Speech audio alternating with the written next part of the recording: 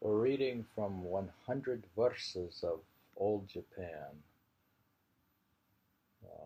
poem 67. The lady in waiting Suo, she says, I had made thy proffered arm a pillow for my head, for but the moment's time in which a summer's dream had fled. What would the world have said? Here she's present one day at a long, tedious court function, and feeling very tired and sleepy, she called the servant for a pillow. A nobleman on the other side of the screen offered her his arm with the request that she would rest her head there. She replied with this verse. She intended him to understand that though she was willing to accept him as her husband for life, she feared that this attachment would last no longer than a fleeting summer dream. She says, if I had made thy proffered arm a pillow for my head, for but the moment's time in which a summer's dream had fled, what would the world have said?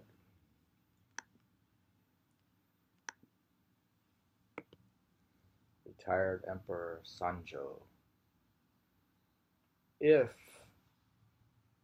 in this troubled world of ours I still must linger on, my only friend shall be the moon, which is my sadness shown when other friends were gone.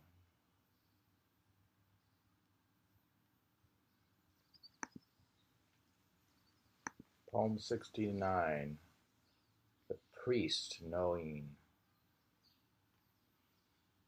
The storms which round Mount Memuro are wont to howl and scream have thickly scattered maple leaves upon Tatsuta's dream, like red brocade they seem. The poet's name was Fa. He was the son of the governor of Mount. The picture is not very clear, but the river is plainly depicted. The maple leaves are scattered all around. The priest Yi Yoshin, poem 70. You could see his picture there. It's illustrated. Anyways, not the prospect from my cottage shows no other hut in sight. The solitude depresses me like deepening twilight on a chill autumn night. This author lived in the 11th century. The priest appears in the illustration looking out over the bare landscape with his teeny hut in the background. There's a drawing over there. Poem 71, The First Advisor of State. This autumn night the wind blows shrill, and would that I could catch its message as it whistles through the leaves in the thatch and leaves my rice patch.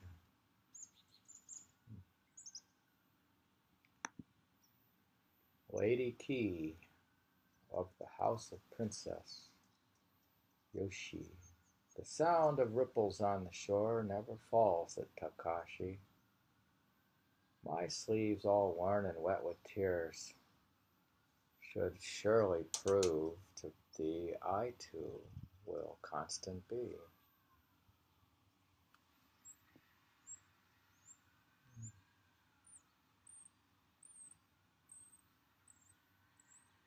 Again, she says, the sound of ripples on the shore never fails to at Takashi.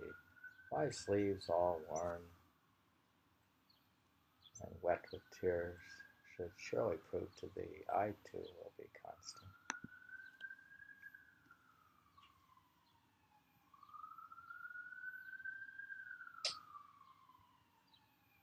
Poem 73. The cherry trees are blossoming on Takashaka Heights. Oh, may no mountain mist arise, no clouds so soft and white, to hide them from our sight.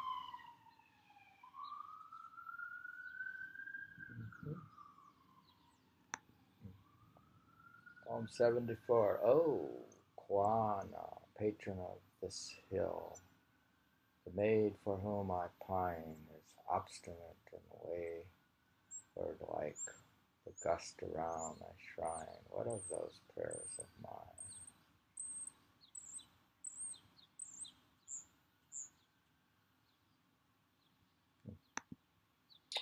Poem 75. It is a promise unfulfilled for which I humbly sue. The dainty little mugwort plant lies upon the dew, and I rely on you.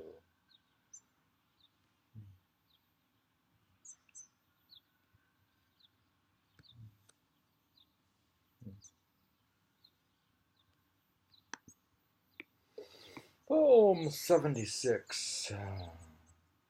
When rowing on the open sea, the waves all capped with white roll onward like their fleecy clouds with their restless, resistless might. Truly a wondrous sight.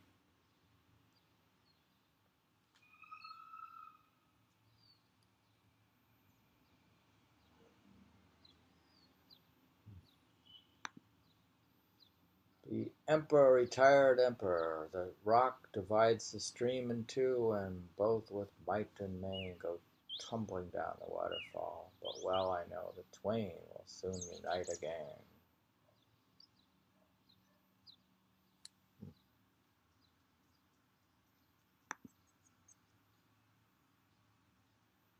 Between Awaji and the shore, the birds scream in their flight, full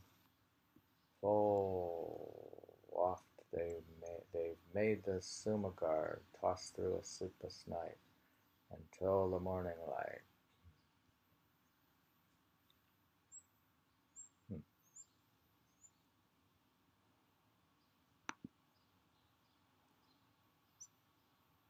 79. See how the wind of autumn drives the clouds to left and right, while in between the moon peeps out, dispersing with her light the darkness of the night.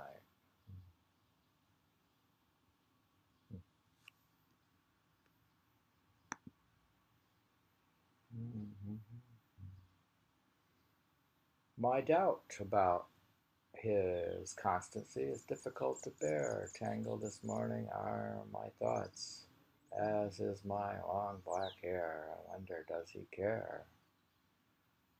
Written by Lady Harikawa, was the daughter of the first advisor of state, who lived about the year 1142. She's anxious, pondering how long her lover will continue to be true to her, and she discovers that her ideas on the subject are as tangled and disordered as her hair. Did we hear that one? My doubt about his constancy is difficult to bear. Tangled this morning are my thoughts, as is my long black hair. I wonder, does he care? Poem 81. The cuckoo's echo dies away, and lo, the branches bare. I only see the morning moon, whose light is fading there before the daylight's glare.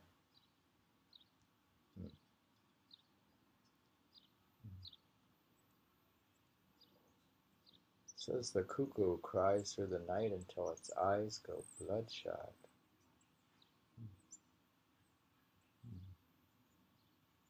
It is supposed to come from the spirit land across the mountains of Hades about the end of the 5th month to warn the farmer that it is time to sow his rice.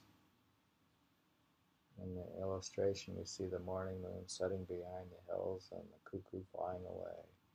I don't know, the cuckoo could be the Hototo Gisu.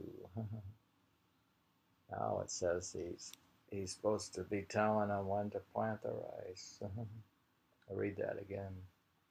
Well, it does say Hototo Gisu in the Japanese side of it. Poem 81. So it says Hototo Gisu Nakitsutaru Kata wo. It says, the minister of the left says, It's the cuckoo's echo dies away, and lo, the branches bare. And I only see the morning moon, whose light is fading there before the daylight's glare.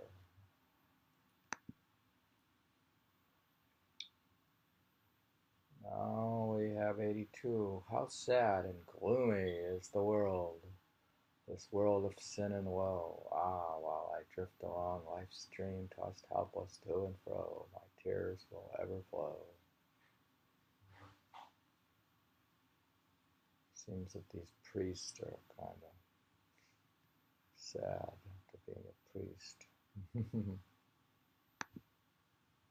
Anyways, 83. From pain and sorrow all along there's no escape by fear. To mountain wilds shall I retreat. There also I shall hear the cry of hunted deer. Oh, he's seeing, hearing hunted deer, and there's some deer. Toshinari is a celebrated poet and nobleman in the reign of Emperor Go-Toba.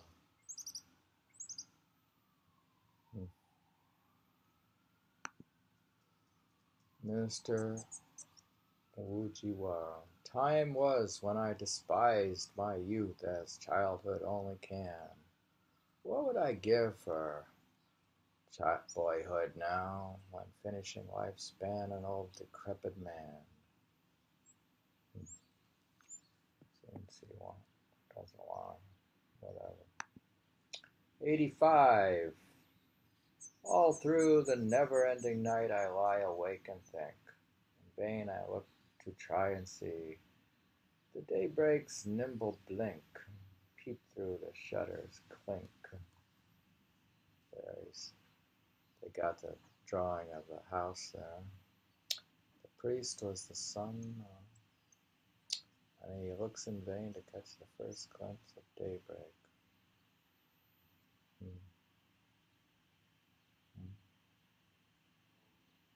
They always remove a side of the house in their illustrations to show what's happening inside. Priest Seigyo. Is this our famous Seigyo? Yeah. Cool. Poem 86. Overcome with pity for this world. My tears obscure my sight. I wonder, can it be the moon whose melancholy light has saddened me tonight? He's one of our favorites. Seigyo was a member of the Fujiwara family, an eccentric monk, and a famous poet who lived 1115 to 1188. He was once in attendance on the emperor when a bird, by fluttering its wings, began scattering the blossoms of a plum tree.